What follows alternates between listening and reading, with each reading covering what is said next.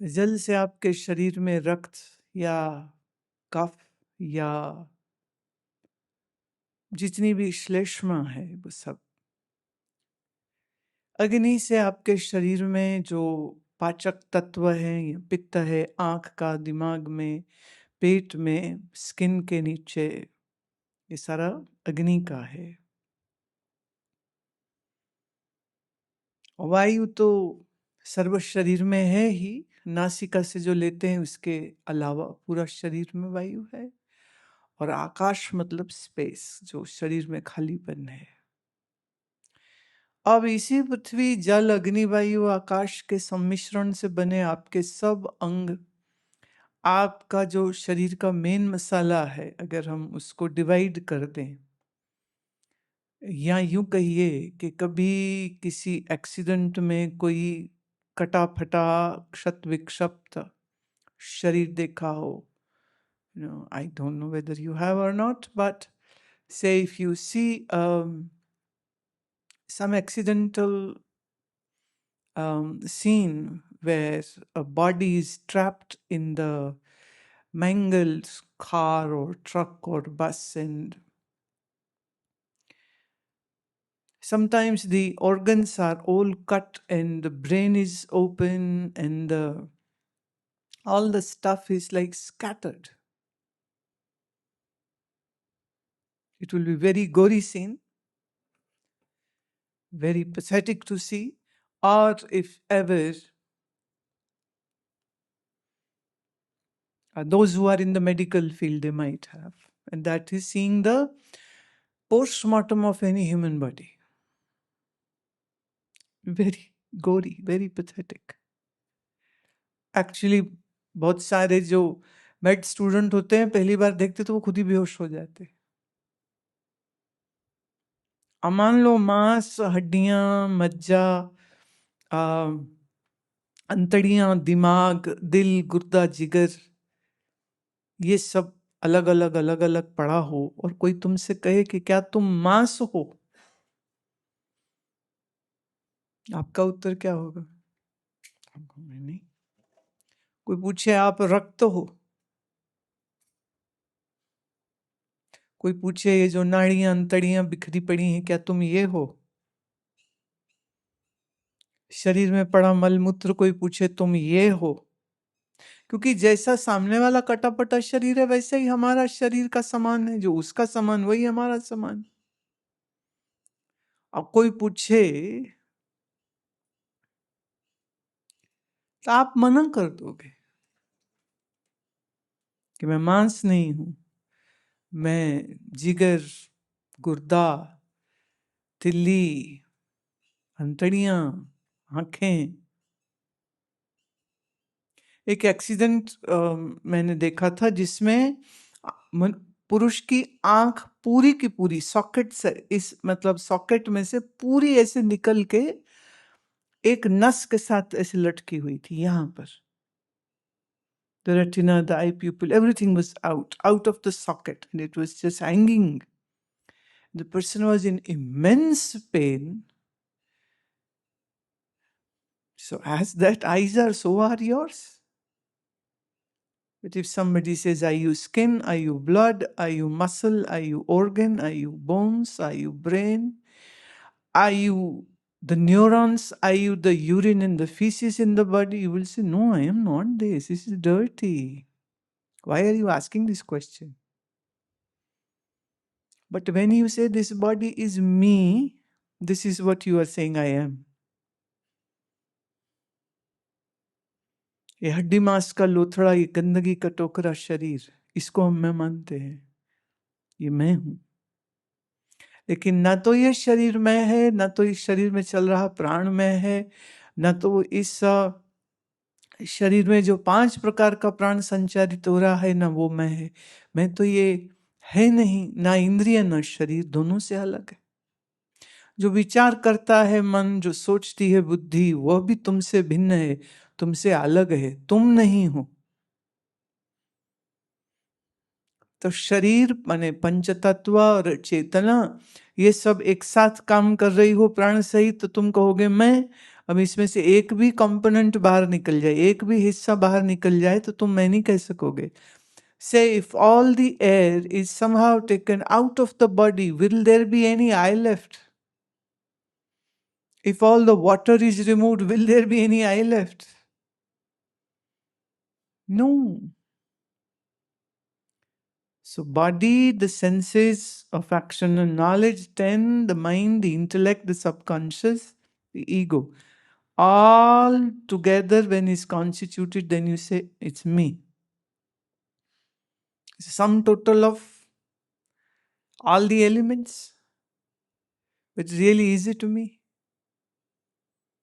पृथ्वी जल अग्नि वायु आकाश से रस रक्त मांस अस्थि मेद मज्जा शुक्र, जो ये सप्त धातु शरीर में बने, ये मैं है नहीं, ना ही ये मेरे हैं.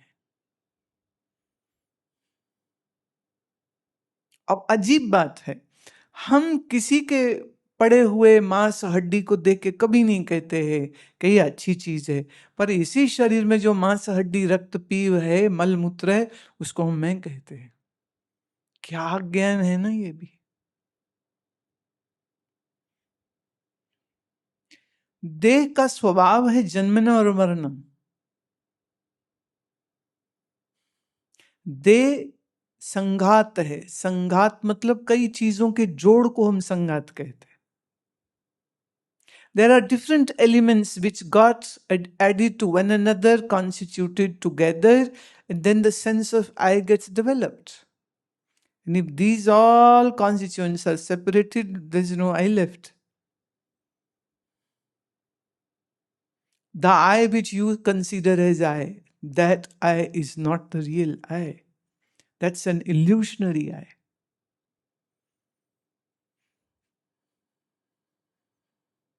अब इस देह से जो मैं मेरापन जुड़ता है, उस मैं मेरे के पन के कारण बाहर परिवार और घर और लोग और चीजें और पैसा और दौलत और मान और इज्जत, फिर वो सब चीज के साथ भी मेरापन जुड़ जाता है. पुत्र क्यों प्यारा है? क्योंकि मेरा है. दुनिया में करोड़ों लोग मर जाएं तो मैं आंसू नहीं आते, पर तुम्हारे पुत्र को कुछ हो जाए तो, जरा सी चोट भी लग जाए तो क्यों तकलीफ होती है? क्योंकि वो मेरे ही देह का एक हिस्सा है. तो चूंकि इस शरीर के साथ मैं मेरापन गहरा है, इसीलिए फिर बाहर संसार और परिवार के साथ मैं मेरापन गहरा बन जाता है. मोह माया आसक्ति इसी को कहते हैं. श्री कृष्ण कहते हैं, न जायते म्रियते वा कदाचिन नायम भूत्वा भविता वा न भूयः. जो कभी जन्मा नहीं और जो कभी मरेगा नहीं, न पहले कभी भूतकाल में, न आगे कभी भविष्य में, ऐसा तुम्हारा अपना आप है. अजो नित्यः शाश्वतोयम पुराणम. यह अपना आप शाश्वत है, सनातन है, नित्य है. प्राचीन से प्राचीन भी यही और नए से नया भी यही. ना हन्यते हन्यमाने शरीर. शरीर के मरने पर जो मरता नहीं, जब शरीर के जन्मने पर जन्मा नहीं तो शरीर के मरने पर मरेगा कैसे? पर ये जो अस्तित्व है, इस अस्तित्व को जाने बगैर अज्ञान में जी रहा मनुष्य इसी शरीर से मैं मेरी करके अभी जन्मा है, फिर कुछ साल बाद मरेगा, फिर चूंकि वासनाएं बहुत सी हैं और इच्छाएं बहुत सी हैं, तो वो इच्छा और वासना वो रस्सी है जो खींच के फिर एक नए शरीर में पहुंचा देती है. तुम चाहो ना चाहो. कई बार लोग ज्यादा दुखी हो जाए ना तो कहते हम दोबारा जन्म नहीं लेना चाहते. खाली तुम्हारे इतने कहने से क्या होगा? ममता तो भरी पड़ी है, आसक्ति तो भरी पड़ी, दूसरों से भी और खुद के शरीर से भी. इस मन को सुख देने की चाह इतनी बड़ी है कि आप जीवन में जो भी करते हो ना, इस मन को सुख देने के लिए करते हो. पैसे कमाए क्यों? उनको सुख देने के लिए। शादी बनाई क्यों? मन को सुख देने के लिए। बच्चे पैदा किए क्यों? कल बुढ़ापे में हमारा ये साथ देंगे, व्यापार में मदद करेंगे, बुढ़ापे में सेवा करेंगे, मेरे सुख के लिए। बड़ा घर बनाया क्यों? मेरे सुख के लिए। अच्छा, फिर कोई घर छोड़ के चला जाता है, त्यागी हो जाता है, क्यों? उसको त्याग में सुख लग रहा है। एक सन्यासी हो जाता है सब छोड़ के, क्यों? उसे लगता है भोग और संसार में कुछ नहीं रखा है, त्याग में ही सब कुछ है, त्यागी बनो। पर क्यों? वो भी सुख ढूंढ रहा है। तो त्याग में, भोग में, ग्रस्त में, संन्यास में, शास्त्र पढ़ने में, शास्त्र पढ़ना छोड़ने में, ढूंढ सब जगह हम सुख ही रहे हैं।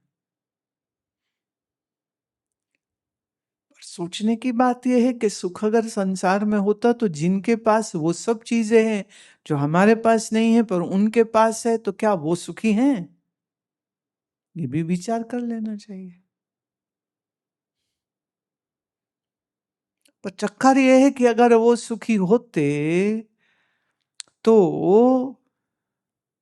वो दान क्यों करते? अभी मैं पढ़ रही थी कि भारत के एक बहुत बड़े इंडस्ट्रियलिस्ट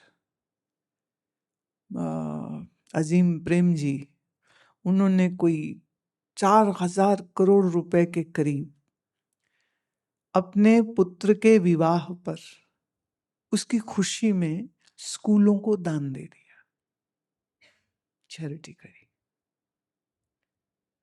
अरबों कमाते हैं और करोड़ों दे देते हैं।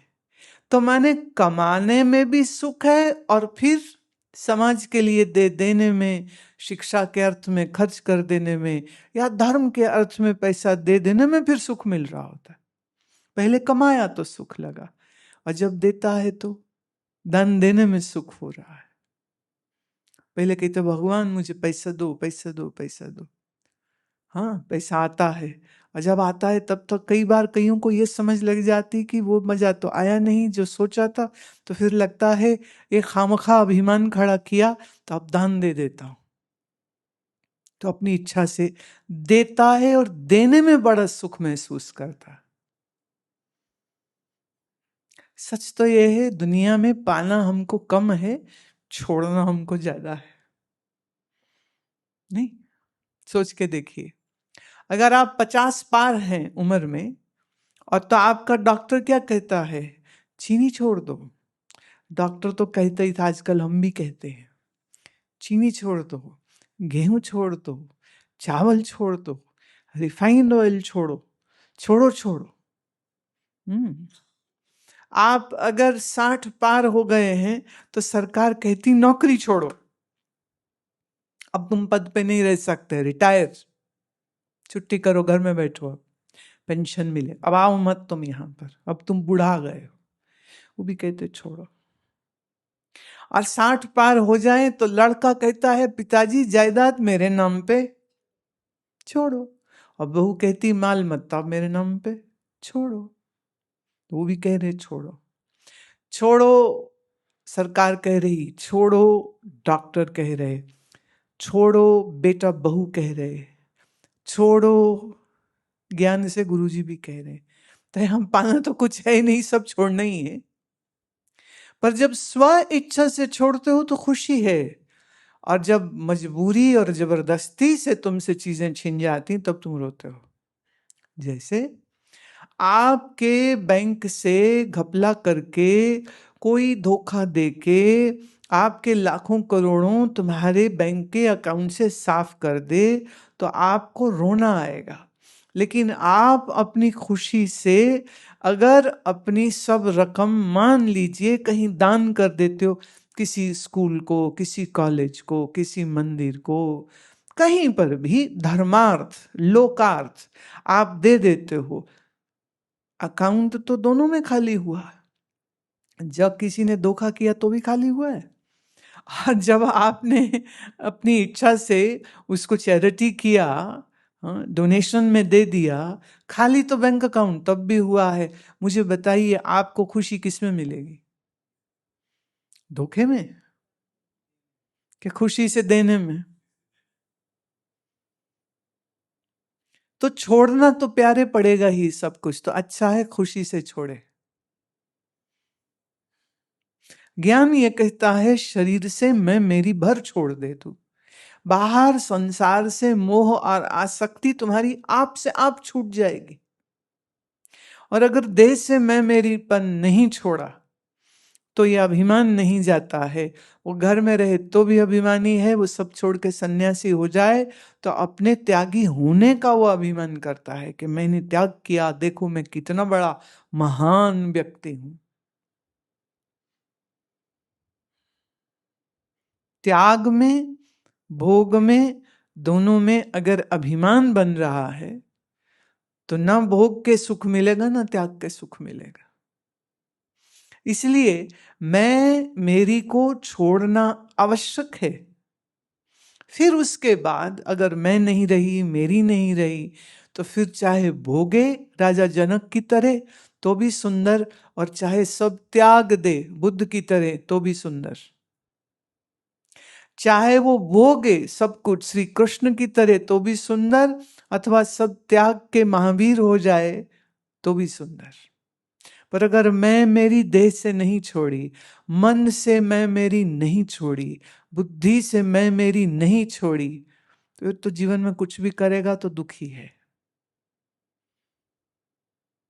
ऐसे जानो, आप किसी होटल में रुको, धर्मशाला में, सराय में रुको, वहां का हर सामान कमरे में जो भी है आप सब इस्तेमाल करते हो, बहुत अच्छी बात है।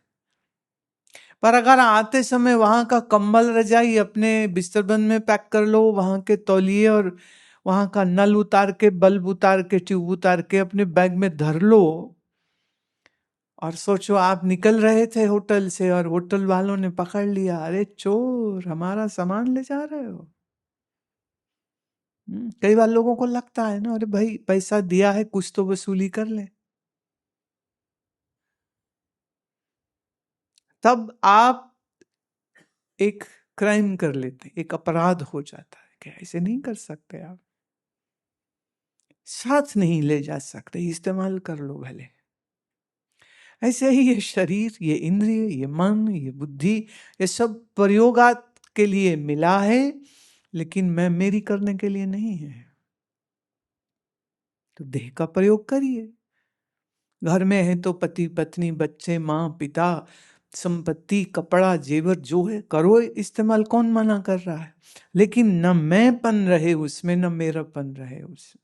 फिर ठीक वैसे जैसे सराय में, जैसे होटल का आप सामान इस्तेमाल करते हो, ठीक वैसे अगर आप ऐसा करते हैं तो आपका मन बोझ मुक्त होता है, आसक्ति रहित होता है, मोह रहित होता है, इसलिए विषाद रहित होता है, इसलिए द्वंद्व रहित होता है, इसलिए किसी भी असमंजस या परेशानी या शोक में मन कभी नहीं रहता।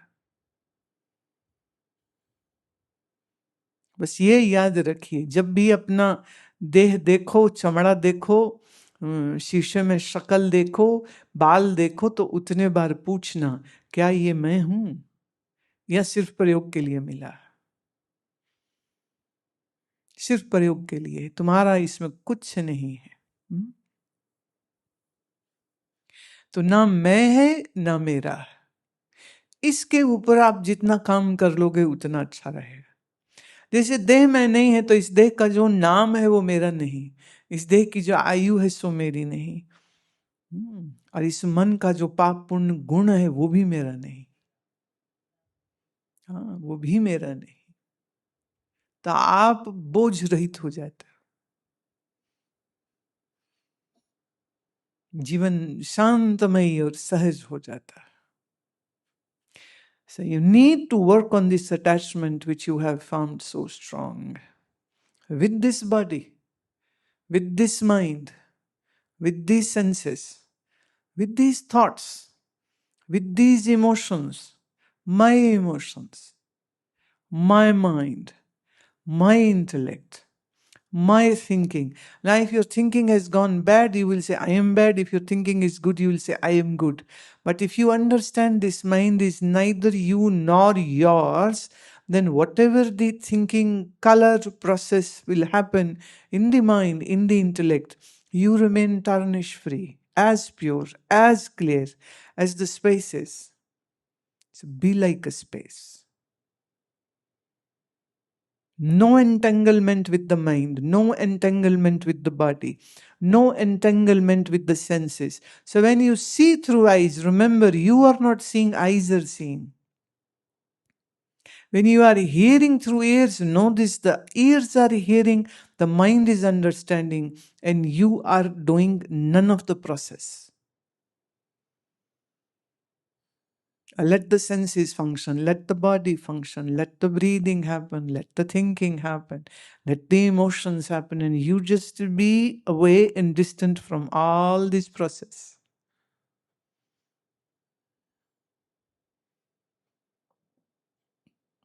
There is nothing to do actually, it's something just not to do. Not to be this, not to be attached, not to be obsessive, not to be possessive of this body, mind, intellect, and consciousness. Then you don't have to say then what is remainder or what is left or who you are. Just remove these layers, and what is the remainder would be the existence. And that is the purest form of you.